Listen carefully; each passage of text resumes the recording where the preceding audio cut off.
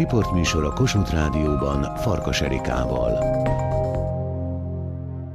Ez egy jó kuka volt. Na jó, nem ez a része, mert az elég gáz. A pia, meg hogy a gyerekektől megvonjuk a csokoládét. Nem tudom, hogy hiba ez vagy nem, de hiba, hogy megvonjuk tőlük. Ugyanakkor meg is kell nekik teremteni. Nem elég azt mondani egy cserdi polgármesternek, hogy ezt ne csináld. Meg kell mondani, hogy mit csinálsz, hogy 28-án ne kelljen küzdened a kajádért. Ha dolgozom, a munkámnak a javadalmait úgy költöm el, ahogy nekem az tetszik, hogy ehhez van egy polgármesternek joga, hogy ebbe beleszóljon, akkor érzek jogot magamban, amikor 1000 hektár kapála szerződést írom alá. Akkor totálisan fel vagyok dúlva, hogy megint mit csináltam, Jézus Isten, és április 1-én indul. Igen. A polgármester Bogdán László álmokat, terveket sző, és közben térdel a szemétben. Jó napot kívánok! Kukavizittel folytatjuk Cserdiben a falujáró túrát. A 400 lelkes baranyai település 3 utcájában rend és tisztaság van. Mindenki dolgozik, ilyenkor leginkább közmunkásként. A hivatalban a plafonról családok költségvetése lóg, naponta átbeszélik a feladatokat és a szemetet is áttúrják, hogy kiderüljön, mire megy el a pénz. Sértőnek érezhetjük? Lehet. A cserdiek elfogadják, sőt.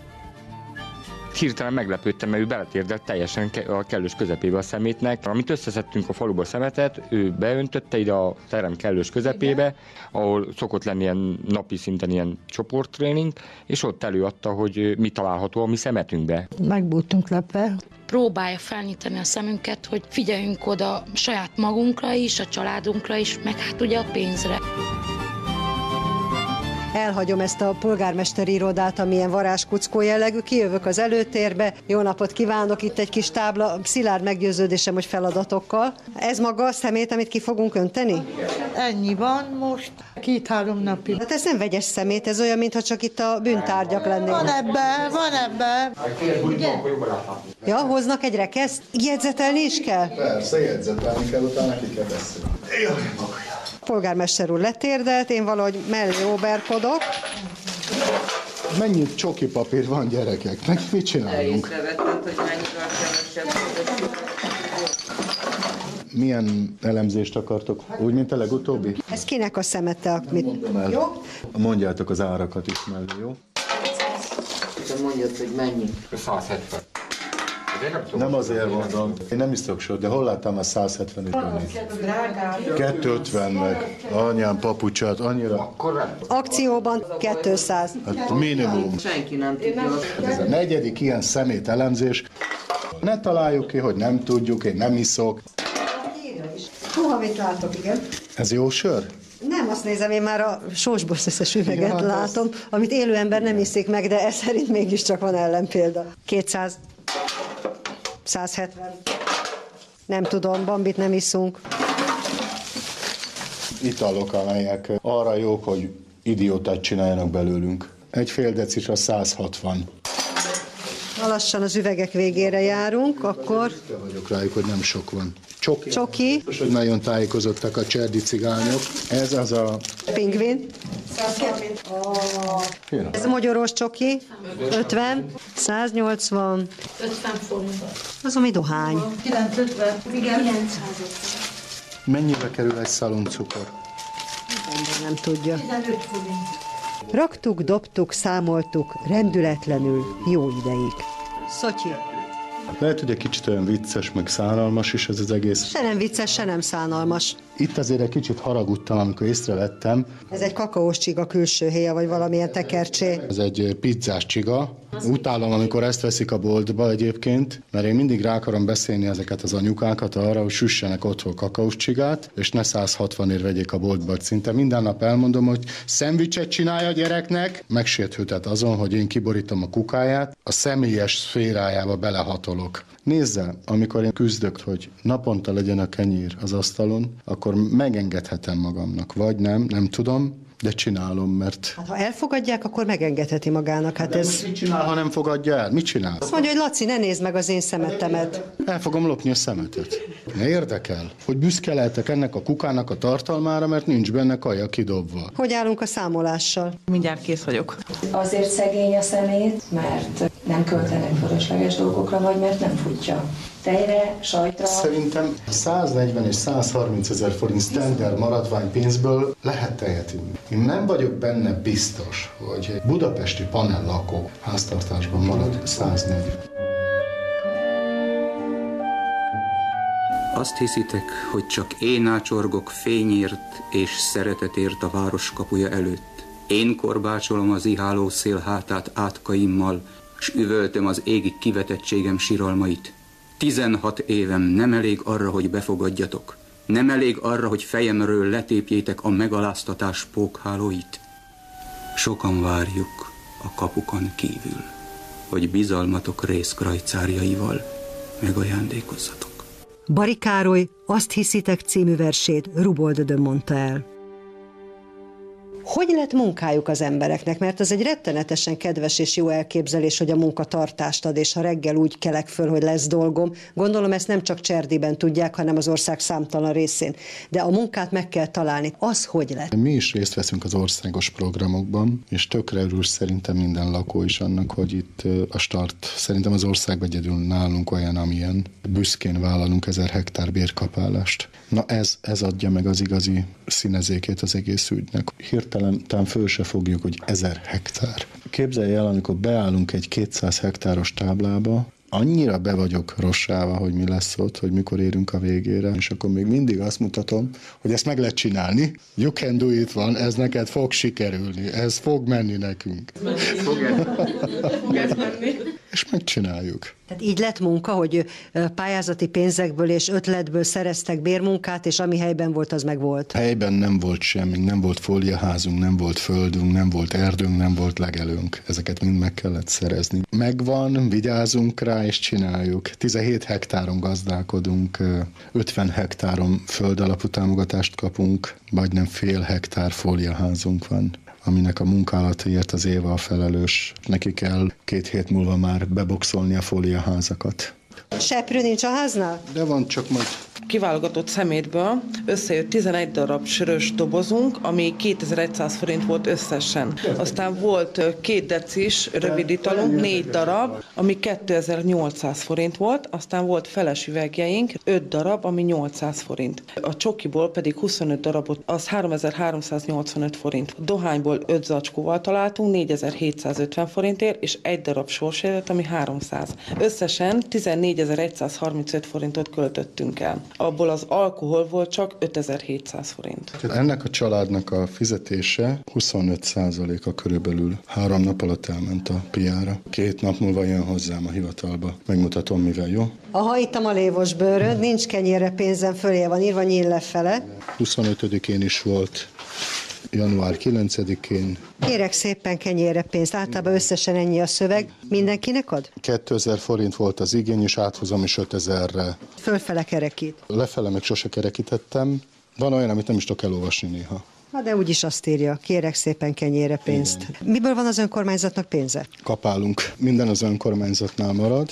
Nyilván az nem, amit a dolgozók megkapnak bónuszként. Aki a legjobb kapás, aki a legjobban kapál, a legtöbbet, azok jutalmat kapnak. Ezeknek a papíroknak is az az üzenete, hogy ne legyen ebben alázat. Megalázkodás. Ne kelljen senkinek olyan rosszul éreznie magát azért, hogy ő ide kell, hogy jöjjön. És mikor kell megadni? Hát amikor tudják. Csak szóljanak. Mert ha egy ilyen csekk elmarad, meg még egy ilyen, meg 5, meg 6, azzal azt játsszuk el, hogy majd a következőnek nem tudunk adni. Megálltunk egy táblánál. Egy dolgot mondok. A Balek és a Tutyi-Mutyi Béla vagyok. Ezek ártanak a legtöbbet a nemzeteknek, a cigányságnak, de nekem nincs is másos jogom, csak a cigányokról beszélek. Amikor egy cigány vezető milyen tudatlan, és cigány önkormányzatok reptesnek a levegőbe, akkor ma Magyarországon ciki cigánynak lenni. De ezért? Ezért. Szerintem fel kell számolni a cigány önkormányzatokat. Ma körülbelül 6000 ember ér ebből,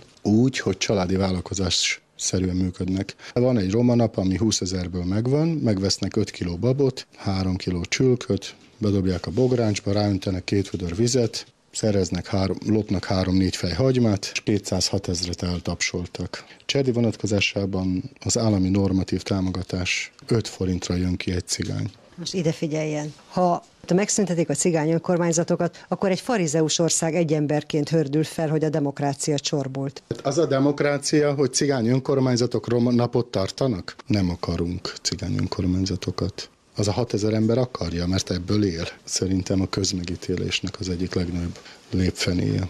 Julika, kihozod a papírodat, amit reggel elemeztünk? A feladat az volt, hogy ki a köcsög. Ha kérdeznek, akkor mit csinálok? A kukaemberről mit gondolnak? Úgy illik, hogy kérek. Ezek voltak a mai beszélgetéseink témái. És volt egy másik. Mit várok el az önkormányzattól? Elsősorban, hogy munkát kapjunk, hogyha segítségre szorulunk, az önkormányzati hivatalhoz fordulunk, hivatalos papírmunkák, anyagi segítség. Ha valamiben véleményt szeretnénk kérni, a munkánk kívüli segítséget szeretnénk például falubusszal menni, orvoshoz, vásárolni, hivatalos helyre, segítsen eljutni, az információkat kellő időben juttassák el hozzánk, például a munkával kapcsolatosan, a fizetéseinkkel kapcsolatosan, a falu helyzetéről és a jövőbeli... Bocsánat. Mert közben leszakadt itten a ragasztóváron. A jövőbeli tervekről. A véleményünket a munka elosztásában, ha házaink felújítását szeretnénk, kérünk segítséget, hogy családi hangulatban tudjuk elintézni a dolgainkat. Ez a közös vélemény. Igen, ezt várjuk. Mit tud ebből megadni az önkormányzat? Nem az a cél, hogy nemet mondjunk. A cél az az, hogy elégedett legyen mindenki. Persze nem könnyű ezt, hiszen egy nagy színes közösség vagyunk, mélyen alultáplált iskolai tudással. Iskola nincs a településen. Felnőtt képzésünk van, 7-8 meg 5-6-ot is befejeztük, 17-en fejeztük már be. Mindig többes számban beszél? Mi vagyok. De maga is most fejezte be az 5-6-ot meg a 7-8-at? Persze. Egyszerre mindet?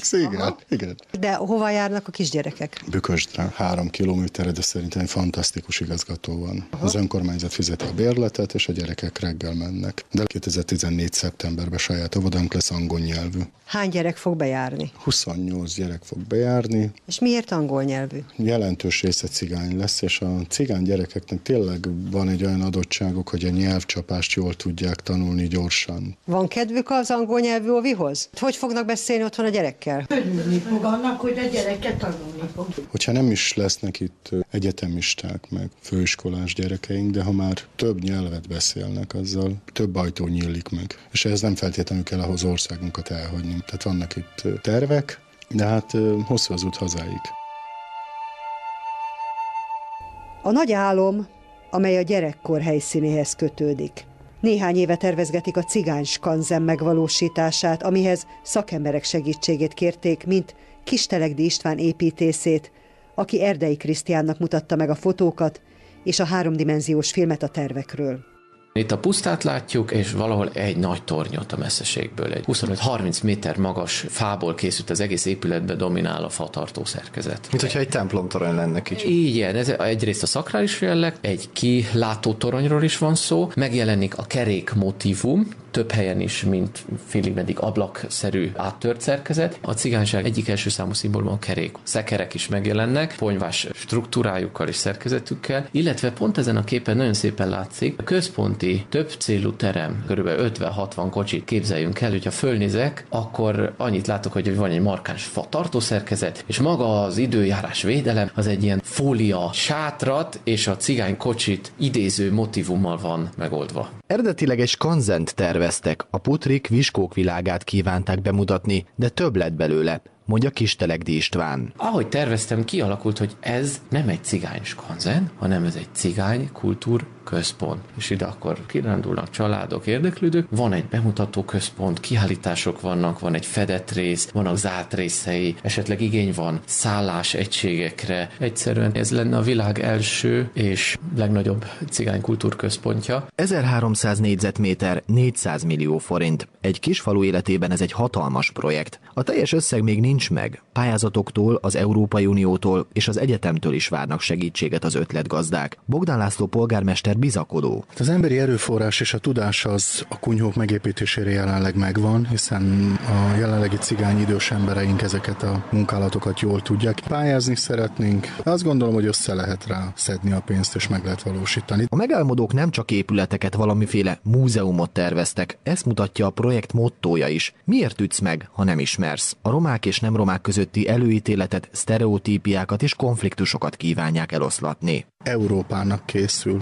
Magyarország nem fekete vagy fehér a nemzet, attól szép, hogy sokszínű. Azon belül mindenkinek, aki nem találta még meg azt a kényes egyensúlyt a lelkében, ami az egész építkezésnek, ha megvalósul, és az egész programnak a célja lesz. Így a Kultúrközpont az építész szívügye lett, emellett szakmai kihívás is Kistelegdi Istvánnak. Szerinte az épületegyüttes talán a leginkább környezetbarát kulturális komplexum lehet Magyarországon. Egy olyan kultúrát bemutatni, amely mellettünk él és mégsem ismerjük, másrészt, mint szakember, akinek a speciális területe az, hogy hogyan tudjuk az épületeinket úgy megtervezni, hogy 80%-os energia megtakarítást az épület hozzon létre. Ezt kevesen csinálják. Próbáljuk meg a két nemzet között a pozitív értékeket kiemelni, pozitív energia. Olyan komplexitása van így már ennek a dolognak, amely ki tud hatni akár az emberek szívére is. Talán ezt tartom a legfontosabbnak. Én amikor elkezdtek a beszélgetést, akkor azt mondtam önöknek, hogy úgy kelek fel, hogy ember akarok lenni. Azok az intelmek, amelyeket én próbálok kiszórni az elmúlt 8-10 évben, azok nem süket fülekre találtak, és kezd kialakulni az arc. De ez elég, ez a 8 év? Most nyilván, hogyha elütne a villamos, akkor holnap reggeltől egy mély szakadék kerülne a település. De ez a település képes fölállni, hiszen a település olyan eseményekből volt képes fölállni, amelyet kevesen tudtak volna megcsinálni. Széthordták a falut. Nem én csináltam egyedül, nem én szüntettem meg, nem én számoltam fel. Ehhez kellettek ezek az emberek, akik mögöttem, mellettem, hátam mögött, előttem, a fejem fölött, akiknek a szemetébe beleturkálok. Kijöttünk ide a Cserdi főutcára. Hány utca a falu? 3 utcánk van, ez a fő utcánk. Nagyon szép fából készített szerkezetek, harangláb, tehát a falu képe is nagyon barátságos. Igyekszünk szépítkezni. A külcsin fontos, ez az Európa fal, ezt egy barátom készítette nekünk. Nem messze van ugye Pécs, igazi zsolnai? Nem. Népeknek üzenjük, hogy lehet szeretni a hazánkat, és hogyha egy francia Cserdibe jár, akkor ide tud nyúlni, bele tud nyúlni, és saját földjét megfoghatja. És a falon kinek mondanak köszönetet? Akik hozzájárultak, hogy ez megépüljön, mert ez 0 forintból épült. Cigányok, magyarok közösen építették, piros, fehér, zölden világít éjjelet. Előről nézve ugye van egy ilyen lesimított márványlap, azon egy Európa térkép országhatárokkal, magyar címer, Cserdi címer, országok listája, és itt jobbkész felül egy ugyanilyen felületen a segítők névsora, előtt áll ez a bizonyos zsolnai kút. Aztán a másik oldalon a holokauszt emlékmű. Ki készítette, és miért? Én csináltam. Szükségesnek láttam, hogy egy ilyen jelenetet az életünkből mi is megmutassunk, mert hiszem azt, hogy lehetne ez az a közös erő, lehetne ez az a közös rossz múlt, amiből közösen fel akarunk állni, és nem úgy, hogy mutogatunk egymással, mert nagyon gáza, hogy erősödnek a szélső jobb oldal eszméi. A pucérfalon vannak strigulák, és kétszer is látom kiírva, hogy Istenem félek, édes kisfiam. Gyerekek firkálták egyébként, én csak próbáltam őket terelni, hogy mit csináljanak, és maguktól csinálták. Sétáljunk át a haranglábhoz, közben még elmondom, hogy mellettünk is van egy épület, ami nem tudom mi. Higiénia központ. Ami mit jelent? Minden olyan eseményt itt próbálunk agyalni, ami a viselkedésünkön javíthatnak. Abban vagyunk erősek, hogy felismerjük a hibáinkat, és azokról tisztán, világosan merünk beszélni. Vannak különböző fatáblák, amelyek irányt szabnak. Az orvosi rendelőjét látom ott, a polgármesteri hivataltól kicsit orrabb volt egy könyvtár és egy i-pont is. Itt az internet a faluban? Van, igen. Gyerekeknek ez fontos. És akkor megyünk ehhez a bizonyos haranglábhoz. Nem azért viszem önöket a haranglábhoz, mert az a legszebb pontja a falunak. Azért viszem, mert a legnagyobb élményt adott. Fantasztikus élmény volt, ahogy megcsináltuk. A semmiből létre tudtuk hozni. Embereknek csillagokat állítanak, és celeb világot élünk. Mi meg csillagokat állítottunk itt közösen a cigányokkal, magyarokkal, a 12 apostolnak. Én éppen Iskarióti Jódás és Jézus csillaga között állok. Polgármester úr meg bement ide a lábnyomokhoz. Ide kell állni? Nem, oda térdelni kell. Annak a célja az volt, hogy vannak dolgok, ami előtt térdre kell rogyni. A 10 parancsolat. Helyi emberek hordták össze a téglát, padlásról összeszedve. Talapzat Székelyföldről, hoztunk 5 talicska földet. A haranga a Székelyföldről van, 51 kiló. Szép, világos, tiszta hangja van. Nagyon vigyáznak rá a helyiek, és büszkék arra, hogy ezt mi építettük. Van itt szép játszóterünk. Azt az épületet... Hol lesz az óvoda, ott a játszótérnél? Az a nagy szürke épület. Hát, amit hozzátoldottak a polgármesteri hivatalhoz, az lesz az óvoda. 160 négyzetméteres. Ha most lendületben van ez a település, és higgyük, hogy minden jól működik, akkor is elér egy olyan természetes pontot, amikor már nehéz újabb célokat adni. Nem nehéz célokat meghatározni, újabbakat, mert sose hihetjük el azt, hogy ott vagyunk, ahol mi hisszük. Ez jó és szellemesnek is hangzik, de nevezzem meg egy optimális, közeli célt. Célom az, hogy minden háztartásban legyen internet, minden gyerek járja ki a 8 osztályt, és senki se igyon meg naponta 3 luxussört. Ez egy jó cél? Nem jó cél. Ami jó cél lehetne ebbe az évbe talán az, hogy megháromszorozni az adományunkat, amit eddig csináltunk, azt megszorozni 3-mal. Amit maguk adnak. Amit mi adunk. Ez egy jó cél lehet. Valamikor ősszel Pécsre vittünk hajléktalanoknak, meg gyerekeknek 2,5 tonna zöldséget, aztán környező településeknek úgy oda lopozkodva, hogy ne vegyék észre, hogy mi vagyunk. A Pécsi Majomháznak adtunk egy csomó kaját a majmoknak, Budapestre vittünk. Ez összesen 8 tonna volt. Mit szólt a falu lakossága, hogy maga a fölösleget el akarja osztani rászorulóknak, mikor nap mint nap, akár ezeken a beszélgetéseken is kiderül, hogy rászoruló bőséggel van itthon is? Büszkék voltak az emberek. Mindenki? Mindenki. Azon agyalnak, hogy tudjuk ezt megcsinálni, mert kimondtuk. Elhagyta a szánkat a szó. Hogy mondhatja azt, hogy mi szar helyzetben vagyunk, amikor 20 000 forintot költünk 3 nap alatt csokira, meg sörre, meg kólára? Nem mondja már nekem ezt, legyen olyan kedves. Én nem mondtam. Megmutatta a cédulákat, hogy hóvégén kenyeret kérnek az emberek. Hát ezek az emberek, akik 25-én bedobják a cetlit, hogy Laci, polgármester úr, adják kenyeret. Ezek joggal mondhatják azt, hogy nekem add a többletkrumplit, nekem add a tököt, a répát, ne pedig játsszál itt Joe bácsit vadidegeneknek. Tudja, mi a helyzet ezzel, amit most tetszett mondani? Azt hiszi, hogy sikerült felidegesíteni, nem? Azért nincsen igaza, mert a kukás akció pont ezt bizonyítjuk be, hogy neked nincs akkora szükséged rá, mint akinek 8000 forintja marad. Nekünk bőven több jutott. Idén hogy lesz? Maguk nagyon ki vannak szolgáltatva az időjárásnak? Tehát a jólétük attól függ, hogy süt-e a napocska és esik-e az eső? Mi esőbe is kapálni fogunk. 6 féle krumplit fogunk ültetni, és hát van olyan krumplink, ami nagyon magas hozamú, nagyon extravagány, és ős magyar krumplikat is kutatunk, és azokat akarjuk a Keszthelyi Kutatóintézetből megvásárolni. Öntözni fogunk, minden bokor mellé PET palackot fogok ültetni. Kiböködöm a PET palackot, és az lesz 3-4 embernek a feladata, hogy ásson egy hatalmas árkot, azt kibéleljük fóliával, és gyűjtjük az esővizet. És a legfontosabb az, higgyel, hogy felkelünk minden reggel, és elmegyünk dolgozni. Ez a legfontosabb élményünk. Jó ezt hallani, látni. De a mai adásnak most vége. Itt a hangmérnök Orosz Péter volt, a szerkesztő Varga Júlia, a produkciós vezető Markovics Ferenc. Telefonszámunk 1-es körzet 328 71 70, e-mail címünk a helykukac.radio.hu, a riportokat elérhetik a mediaclick.hu oldalon, és ott vagyunk a Facebook.